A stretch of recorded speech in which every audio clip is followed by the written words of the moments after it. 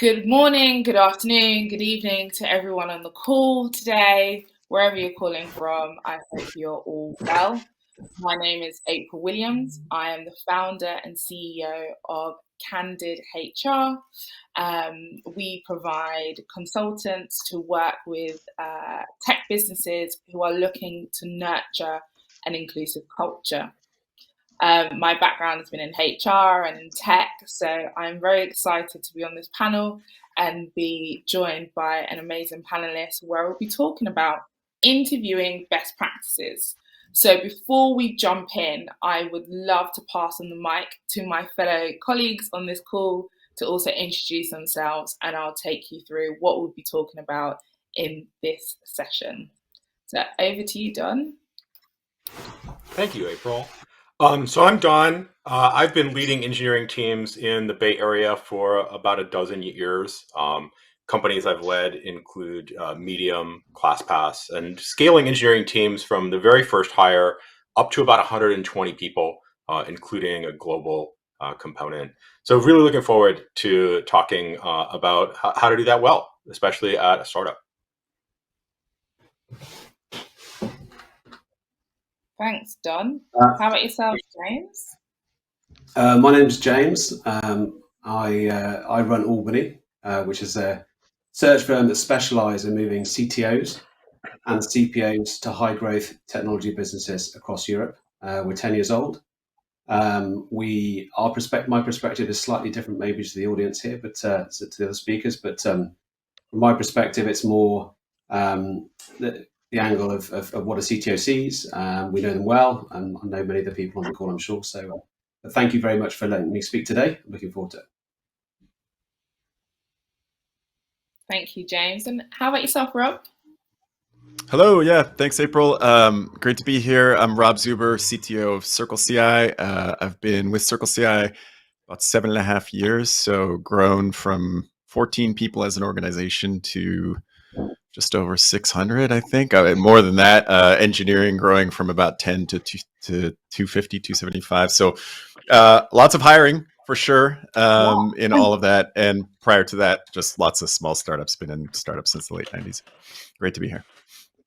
Great. Thank you, Rob. And Sergey? Hi, everyone. My name is Sergey. I represent Lohika, which is an engineering outsourcing business. My role there is to be the director of engineering. So I basically help clients get the most out of the teams by integrating them well. So I'll probably try to shed some light on this particular angle, which is almost an alternative to hiring, which is outsourcing. Yeah, that's as a summary. Great. Well, thank you all for introducing today's panel. And I think it's really great that we have different experiences and almost a good 50 years experience amongst us all. So thank you so much. So I'm going to jump straight into it because I'm really keen to get things started on this conversation. And my first question to you all, and I would love to get your take on this, especially as we're talking about interviewing best practices, is what are your thoughts on hiring for experience versus potential? I think I'm going to start off with Rob. What are your thoughts around this? I think it's a really hard decision to make, and I think it's very contextual. I think I've certainly seen folks get very focused on experience in particular technologies, which is something I would advise against over time because we are really, really good at changing technologies in this industry. And what we were using yesterday, we're probably not going to use tomorrow. So, a bunch of experience with a particular technology is not necessarily useful, but understanding how people come to learn those technologies and develop the capabilities so that they can, evolve in a changing world is typically more valuable. And that's from a tech side. And then on a leader side, I think experience and patterns are very good, but knowing that someone has the capability to, pick from the tools that they've used in the past, recombine them and solve a new set of problems is really how I would describe the balance between those things. Like if you've never done the job before, it might be hard to do it. Of course, this depends on seniority as well.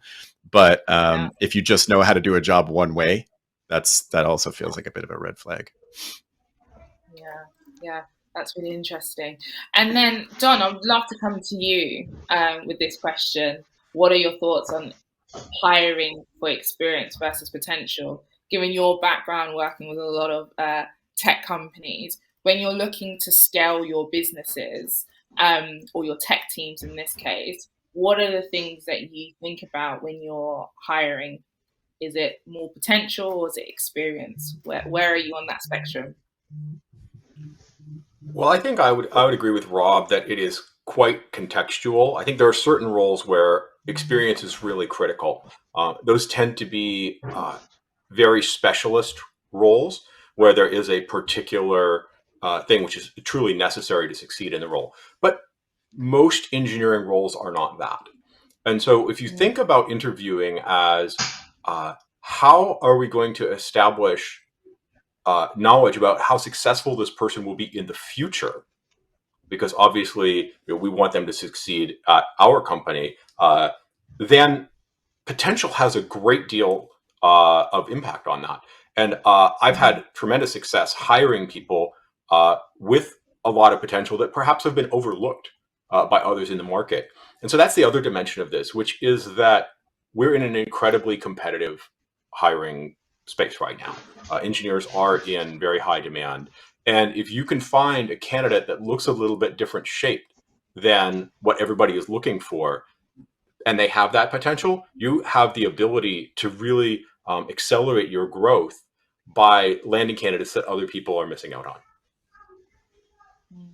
Yeah, that's really good, Don. And you really kind of touched on what the current ecosystem looks like for hiring. At the moment, it's a very candidate-driven market, and sometimes can be a challenge when you're looking at hiring and hiring at scale.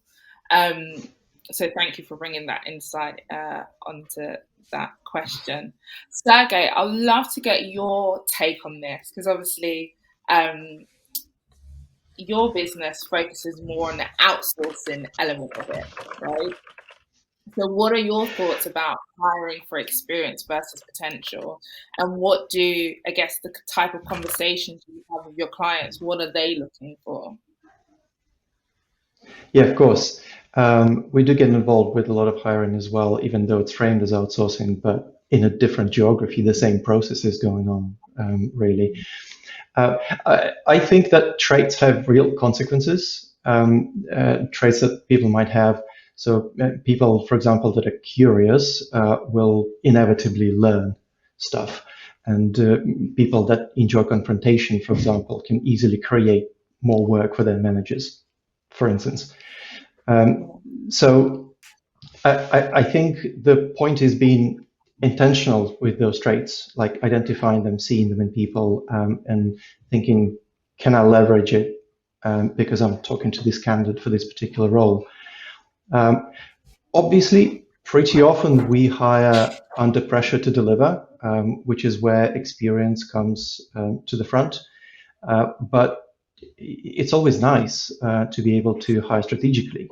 And if I was doing this personally, I would always go for hiring for potential if I can afford it, if the situation allows me to.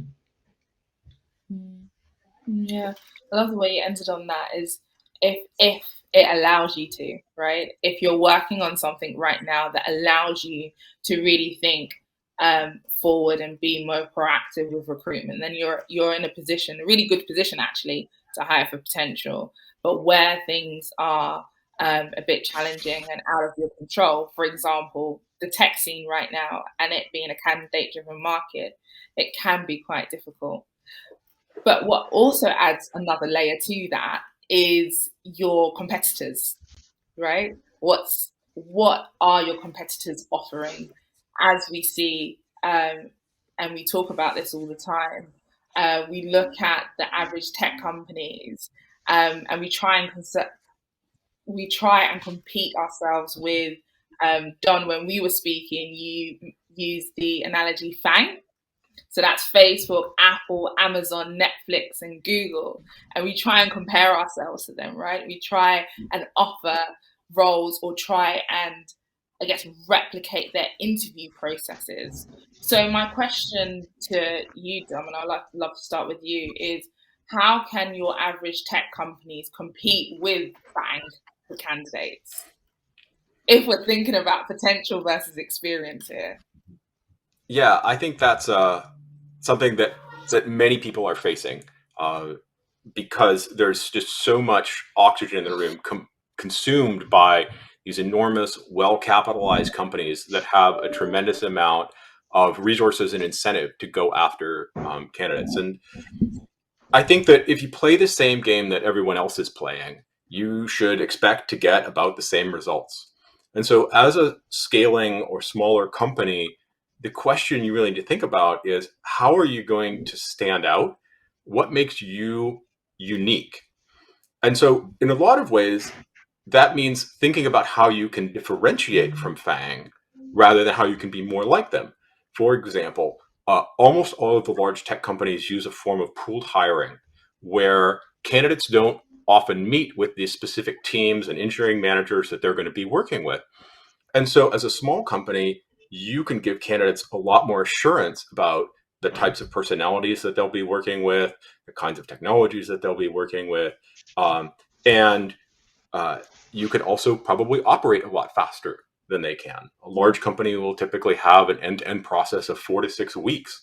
And if you can get your hiring process done in a week or two, you can get inside their offer loop time and have the candidate who's maybe wondering whether or not they'll see an offer from Facebook, an offer in hand from you. So really playing to your strengths as a small company. So that's the flexibility part of that, right? It's being able to work in an agile way and being able to flex. And Rob, you mentioned in your intro that you've worked with a lot of tech startups and you founded tech startups and scaled it to 600. What is your experience in competing with your competitors in the market for great talent? Like, how have you approached recruitment in that sense? Well, yeah, I think there's a couple things in there that Don highlighted specifically with respect to the process. The thing I would say, and I think that's a core part of it, and you talked about like who you meet in the process. I think it's really important to remember that an interview process is a two-way conversation, right? The candidate is evaluating the company as much as you're evaluating the candidate, and a lot of us show up and hammer questions for 60 minutes and then say, "Great meeting you, see you later." We'll let you know.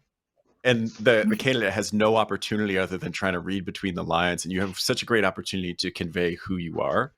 And the reason I think that's important as well is not everybody wants to work at FANG companies, right? Like there's a huge pool of amazing candidates out there who have no interest in working there. So believing that you have to steal from that pipeline is going to put you in the wrong mindset. I think like really understand who you are as an organization, the kinds of people that would be attracted to working in that environment, and make sure you get that across through the interview process, whether it's, and even before the interview process, how you present yourself on your site, how you interact in the community. All of those things are opportunities for people to say, oh, that looks more like a place that I would want to go work. Like I've never worked at a FANG company, so I can make jokes about being like just a cog in the machine or just, an employee ID instead of a name. Like, but at some point that's what it feels like. And not everybody wants to be there. Right. So just, I think being confident in that and knowing what you have to offer and then really conveying that again, before the process even starts and then throughout the process gives you plenty of opportunity to find people who will be a great fit and really enjoy working with you.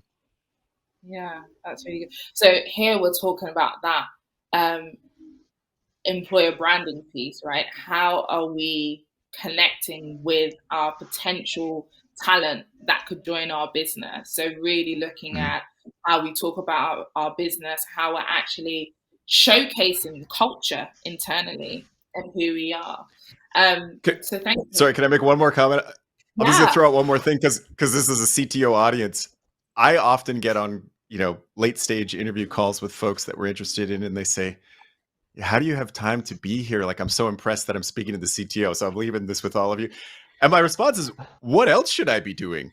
Like, what's more important than bringing great candidates in here to build an organization, right? But the fact that people are surprised to meet, Don's talking about even the team that you work with, but surprised to meet an executive or a CTO or whatever in that process. I mean, those are the kinds of advantages that you have as a small organization, and that's going to attract people. So definitely use it.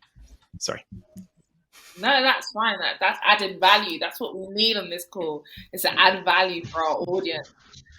But this conversation really ties in nicely with where I want us to head to, which is focusing more on the hiring process. But first of all, when we're talking about a hiring process, and we've touched upon this, is the candidate experience. So, Don, Rob, you kind of touched upon meeting people and how a business can really showcase their culture and who they are and how they present themselves. Um, James, would love to really bring you into the conversation around candidate experience and get your thoughts about what approaches have you used to ensure a great candidate experience. Again, so from my perspective, it's more about the CEOs hiring for CTOs and VPs of engineering and senior tech hires. But as we all know, it's a hugely driven candidate market. It's incredibly hard to attract the right talent. So I think you do need to ensure that you position the company in such a great light. Try and understand what it is special about your business, and make sure that's front and center in all the conversations and how it's positioned. To start with, I think that the interview process and the hiring process for me typically looks like the initial conversation is a 80-minute selling and 20% interviewing, actually. So the first job of the CEO or the senior leader is to actually get the candidate really excited about the opportunity experience. And then once the candidate is excited about the opportunity, then you can interview them. And that might be 3 or 4 processes or different events. I would highly encourage a face-to-face. I think we can do that now, obviously where there's not traveling required. But I still think it's really, really powerful to get in front of the individual. It can be walks around the park, and then once the client is ultimately happy with you as an individual, then it flips back to you are then responsible for interviewing the client. So you get an opportunity to speak to them, interview with them, ask them all the questions, get all the details about the opportunity. I think high communication, answer to questions, really, really important. The little touches, the direct contacts, the messages, the WhatsApp, the Slacks, that keep the engagement. Ultimately, the individual is going to report into somebody, whether that's the CTO, VP of engineering, or a CEO, and they need to have the confidence in that individual. So it's really important to get that communication right at the start. Thanks, James. So I wanted to delve in a little bit deeper into that pitch piece, because I think there's a consensus on within us is that the pitch is really important, right? And if we're thinking about pitching to potential candidates, and in this case, we're talking about engineering teams, what are the things that we should be thinking about to include in our pitch to potential candidates to join the team, right? Because if we're saying that it's not just an interview process where we throw questions at candidates and that it's a two-way thing, what are the things that we should be considering to be the top 3 kind of points that we should be sharing as our pitch? And Sergey, I would love to come to you first around that, if that's okay. Yeah, absolutely. I do believe that's quite an important component. I agree with others. And certainly had to do this a few times in my own experience directly. I think it may sound almost like a joke, but double checking that the candidate actually understands the role they're being interviewed for can be one interesting point. Just communicating the essence of the role with the utmost clarity is super important, because it gives an idea of the landscape as well as their own individual contribution they can hope for. And maybe as the second one, I would highlight the culture. It's about describing what it means to be a part of the place that a candidate is considering to join right now. Maybe others have other points and other interesting highlights from their experience. Yeah. Don, I would love to hear your experience in and around that. Yeah, I think one of the things that both great hiring managers and great candidates have in common is a focus on impact. And this is another way that you, as a smaller, more focused company, can really help get your candidates excited about the opportunity, which is you can tell them about what they're going to be able to do in this role. Whereas a larger company, that's much more abstract. And so I think that sharing with them the specific types of work and projects that they can look forward to contributing on, perhaps even additional technologies, et cetera, that you're bringing in, is an important part of helping get the candidate excited. Yeah, cool. Now, in my experience of hiring in tech teams, sometimes the languages that the business is using may not be as exciting as other tech languages out there, or the roles that I have hired in the past and currently still hire today, maybe working on legacy work as well.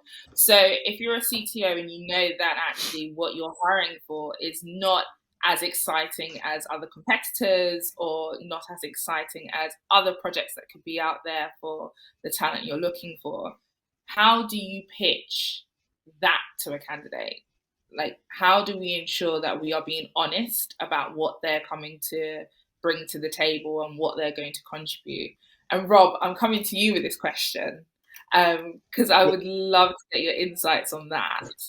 You just put my answer into your question. I was going to lead with honesty, and I think it's super critical. As we were talking about the previous point, even I was thinking about the notion of just some important level of transparency, right? Like, absolutely, you want to have clarity about your vision and your mission and where you're trying to go as an organization, and you're not there yet, and that's great. Like, it has to be inspiring, but at the same time, selling people on sort of a tech paradise. You're going to come in here, we're going to like experiment with cool technology all the time, and we don't actually have to ship product. It's not the reality, and people are going to show up and they're going to leave, right? I mean, you have to be really clear about what kind. The way that I always describe every company has problems, and the question is, do you want to work on the problems that we have? Right. And if our problems are this old legacy monolith, which, by the way, in every company makes 98% of the revenue for that company, like, then you should be motivated to work on that kind of thing, right? If you like to refactor and like clean up old tech debt and stuff like that, then this is going to be great for you. And then if there's this other, we're launching this new product initiative over here that's going to be, more whatever, new tech or what. There's different personalities. There are people that like to solve all different kinds of problems, and making sure that you've aligned the right candidate, meaning someone who's interested in that set of problems with the problem that you're trying to solve, is going to be the key to success, right? Because this is not about getting people in the door, right? That's not where this problem ends, right? It's getting people to come and join your company who are going to be excited, who are going to contribute, who are going to feel fulfilled and be growing, all of those things, because that builds, we all know that engineers are not productive on their first day. Well, maybe from Lohika, they're productive on the first day, but, as you're hiring folks into the organization, if we're talking about building an organization to be on this journey with you, and you're going to invest in them and you want them to stick around for that. So it's all about fit, and that requires honesty. Right. Don, I see your hand is raised. Love to get your points if you have anything to add to Rob's points as well. Yeah, I wanted to sort of extend what Rob had to say there, which is, so many times when we talk about hiring, we're hiring individuals, but at the same time, we're building teams. And so that means that, what may be a great fit for one engineer who is a good engineer, may be a bad fit for another engineer who is also a good engineer. And you can't put people on any kind of absolute scale and say, I just want, I want to hire the best. That statement literally doesn't have meaning without context. Yeah. And so those engineers that are maybe super excited to play around with new technologies, you put them on your legacy monolith, and it's a mess because their incentives aren't aligned, the things they care about aren't aligned, and it's just a bad fit, even if they're a great engineer. Yeah, absolutely. So whilst we're still on this talk about great candidate experience, I just wanted to pivot it slightly to look at what does interview best practice look like at a more senior level. And I would love to come to you, James, for this question. What are your thoughts around that? I don't think it's vastly different actually from what Rob and Don were talking about. Honesty is really important. When a CTO is trying to hire in senior VPs of engineering, or VPs of data, or VPs of analytics, or that they need to paint the honest picture of where they are. The rapport between the CTO and that hire needs to be very, very clear. Quite often, senior technologists are either highly motivated by technology. Is it the most cutting edge technology that they're working on, or is it the product proposition, or is it the mission of the business, or do they want to find that have they worked for someone before that they haven't really gravitated towards and want to have a mentor and a coach and a leader. So I think it's really important in that stage of the process to almost understand your candidate, understand what it is they're looking for in the next opportunity, rather than just presenting your opportunity and not highlighting the various aspects. So I think maybe tailor the role and highlight the key aspects of the role in a way that they understand and they can get behind and they want to get excited about. That's great, thank you. I'm going to throw a little curveball in here before I move on to the next part, which is the relationship between hiring managers, and in this case, CTOs, and recruitment teams. And how do we make sure that that pitch is right from the beginning? Because this is really great content for the CTO, but thinking realistically, in order for the CTO to be able to start the hiring process, they tend to partner with recruitment teams, whether it be internal or external.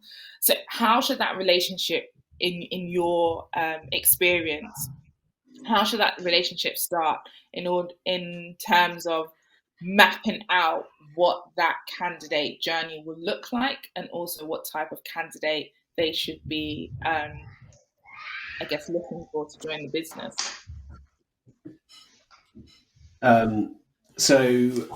Relationship with the recruitment business is absolutely critical. Obviously, the recruitment company needs to go to market with the same excitement, same enthusiasm as the CEO or the CTO, whoever you're representing. And that's really important because, as the audience knows, they're getting peppered by opportunity from clients directly and other recruiters.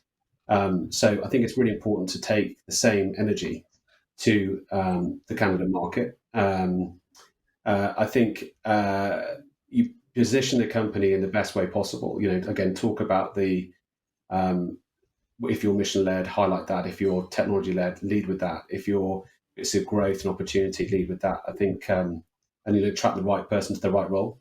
But working with a recruitment company, engage them, work with them, bring them in. I can't, I've been in the professional services for over 20 years.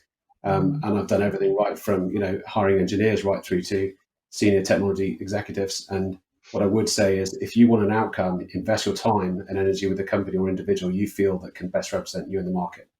If you invest that time and you hold them accountable, they will get you an outcome. And for me, it doesn't change whatever level that is. And I think in our world, sadly, the lower end of the market is handled in a different way to the senior end of the market, which means that there's typically not a desired outcome that you need.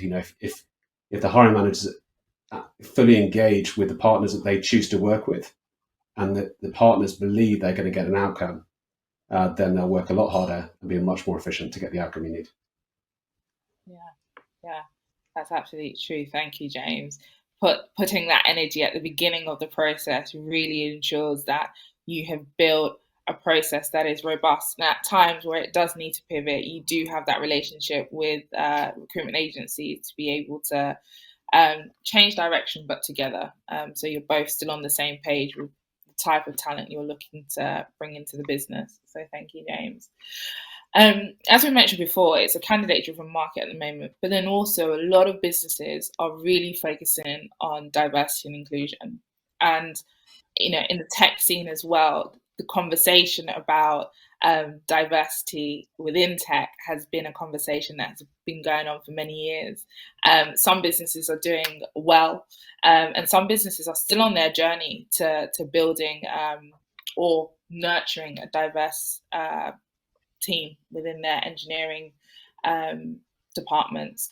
So when we're thinking about hiring, in your experiences, and I would love to come to you, Rob, first for this question, if that's okay. What tools or processes do you use to manage bias within hiring processes? Well, I'm going to go outside of that a little bit. I'll come back around to that point, but I made this comment about hiring previously, that it's not just about hiring, right? It's not just about getting folks in the door. And I think that,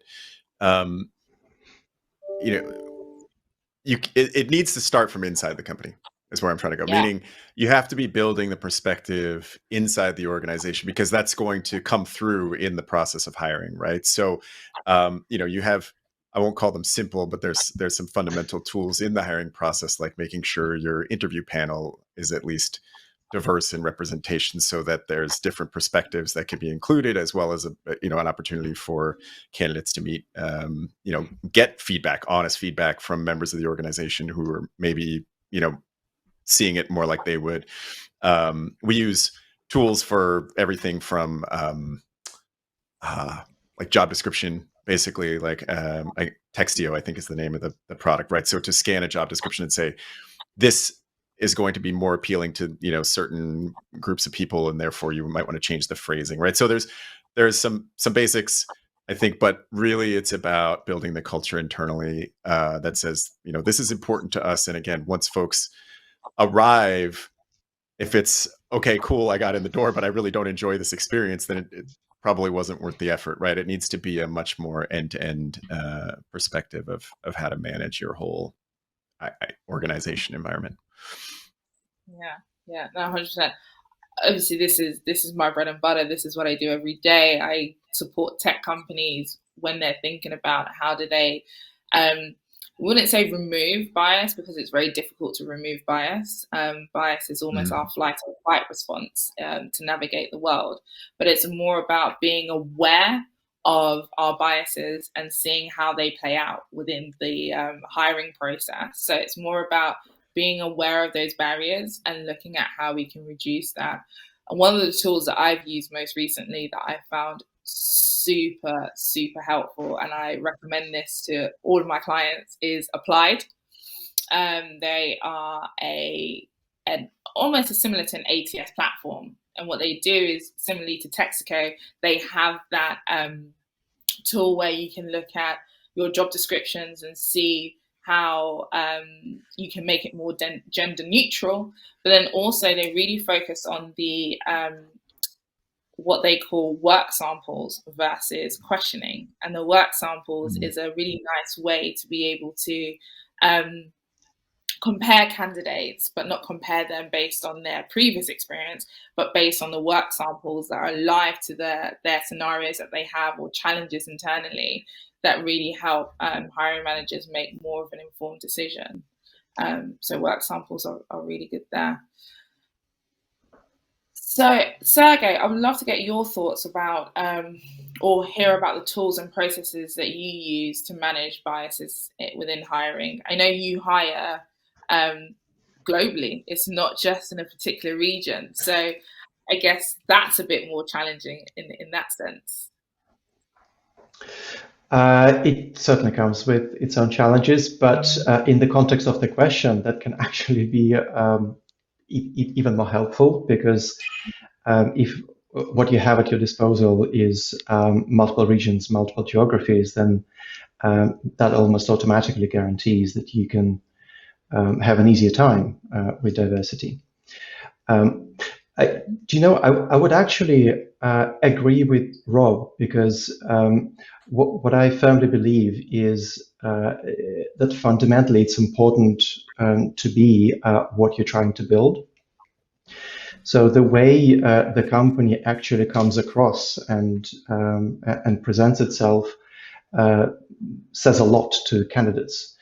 So if you're trying to build really a diverse group, then showcase that and use the different techniques that are at your disposal, no matter how simple they are. So prior to pandemic, candidates would come to a physical office for an interview process. So letting them see what the office looks like, what the group of people is there, is one very simple thing that you can do as a hiring person. If that's not possible in the present time, for example, you can still share stories about people and the group of that works at this company when you're having a video call. So these examples that come to mind.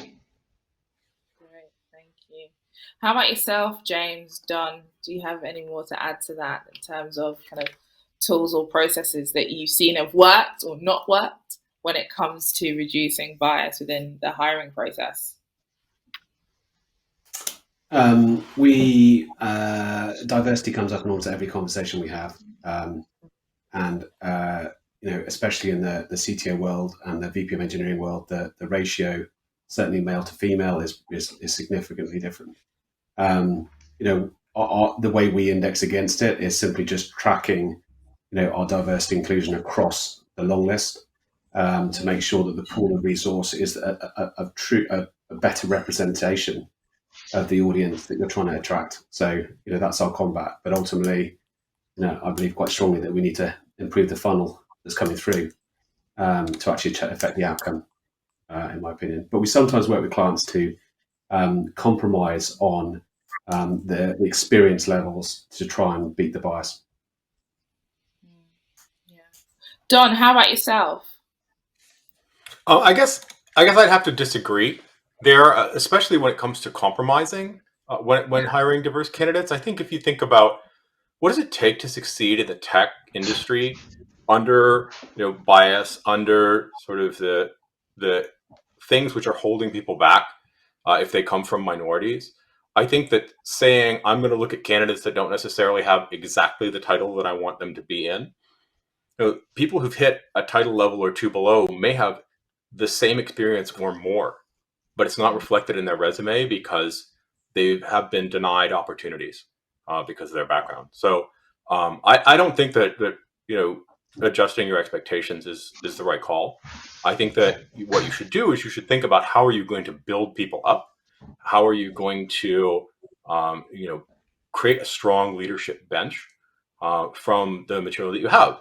So I hear people talk about a pipeline problem. More than half of my leadership coaching clients are women. I don't see a pipeline problem.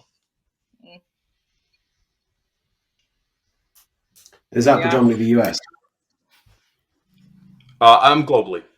I have Eastern Europe. I have UK. Yeah. I mean, that's also a conversation.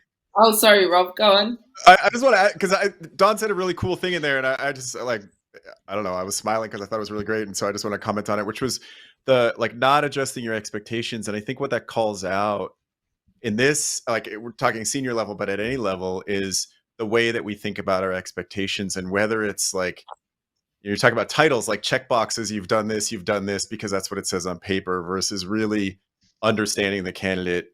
Almost goes all the way back to even the first question about experience versus potential, right? And it's like experience as defined by a set of bullet points on a resume versus that life experience that I can only draw out through the conversations that we have in interviews, and really giving yourself the space to identify that. I don't know how to describe it better, but I just wanted to double down on that point because I just think it was really well made. Yeah, and I guess it's having a holistic approach to recruitment. Yeah, I think that's what we're touching upon. It's having that holistic approach to recruitment. But for me, especially from a HR background, it's not just thinking about the recruitment process. And I think all of us have touched upon it. It's thinking about the employee life cycle as a whole, right? Where's this person going to be in 12 months' time, in 18 months' time, in 2 years' time even? So that's where we start. We take that information and we take it right back to the beginning. And that really helps us pitch the role, essentially. If we know where this role is going and what we're looking for them to bring to the table, we're able to pitch that role better at its best. So when people tend to think about recruitment, they tend to think about attraction, interviewing, and then onboarding, and that's it, done. But recruitment actually starts from what we plan for the candidate to be doing in 2 years' time and working our way back. So we've touched upon candidate experience. We've touched upon, how we can not compare ourselves, but how do we compete against FANG right? We've looked at experience and potential. Now I want us to go on to scaling our hiring strategy, right? So if you're a team or a small team and looking to scale rapidly, I have a few clients that are looking to scale 50% in the next 6 months. Post-pandemic, their products have done really, really well, which means that now their engineering teams need to scale massively. So Sergey, I would like to come to you around this to get your thoughts around, I guess, scaling your hiring strategy and taking into account what your team are doing from the outsourcer perspective, what you can bring to the table in this. So, organizations that need to accelerate and hire more engineers may quickly realize that they need to outsource. First, they need to decide what work to outsource and what work to keep in-house. So what are your thoughts around that? What should businesses be thinking about when they're thinking outsourcing may be a potential to the challenge of a candidate-driven market? Yeah, certainly. One of the earlier points when people start thinking about these things is a decision what type of work to outsource and what type of work to keep in-house. And I think traditionally what happened very often is that people would choose to outsource legacy technology. It kind of makes sense intuitively because the stakes are a bit low. It's may not be that business critical, the piece that you're looking to give to someone else. It's an easier to bet on working with a remote location, what we see from within Lohika is that lots of clients actually choose to outsource core product development. And that sounds counterintuitive, but it may make sense, and it does for lots of people that are making this decision.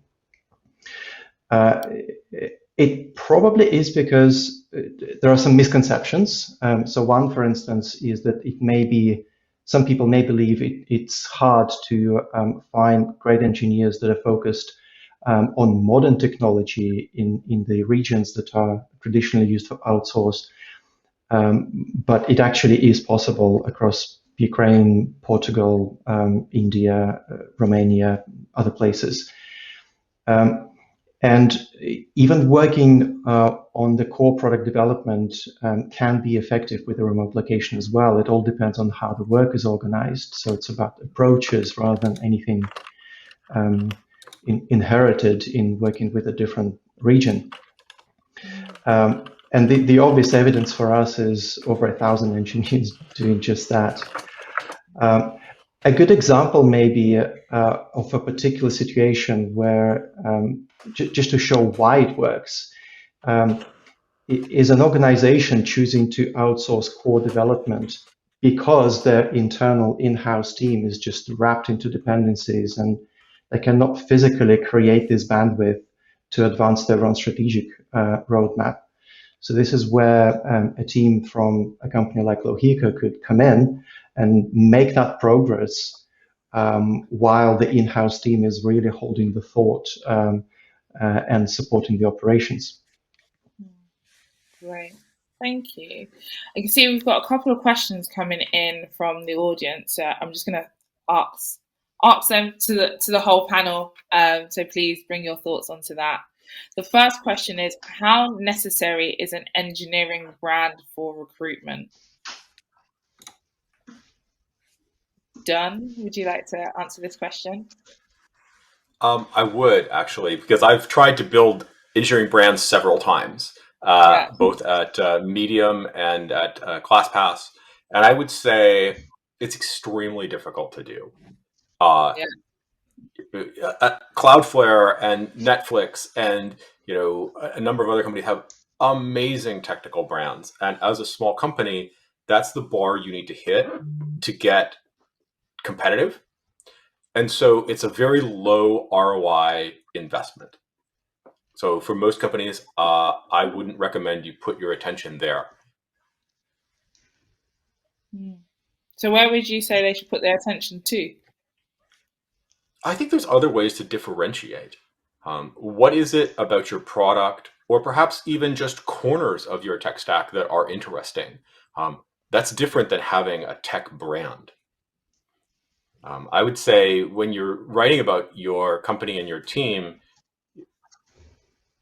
at one point I believed you needed to have an editorial calendar and write often enough that people would subscribe to your blog. I don't believe that anymore. I also don't believe that most engineering teams can produce that much content.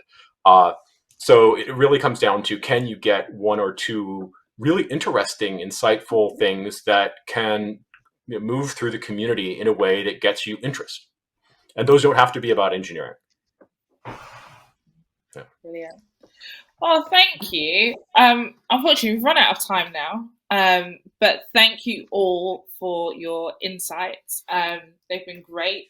And I guess if there's one thing to take from this is that how you pitch your role to potential candidates is really, really important. But then also thinking about where that role sits within the business. And if you have an opportunity to think about potential candidates, then do take that opportunity to really plan out what that role looks like and how they can bring value to the business. And that also that there is other options. Outsourcing is an option. And it's not just for working on legacy work, it's also an opportunity to bring in more talent to pump up the team that are working on future developments. So thank you to my panel. I'm in the UK, so it's in the evening. So I'm going to say thank you to my panel this evening. And also I know fellow panelists are based in the US, so thank you this morning. You are able to connect with all on the panel via LinkedIn. So please do take the opportunity to do so. And thank you all for your time today. Take care.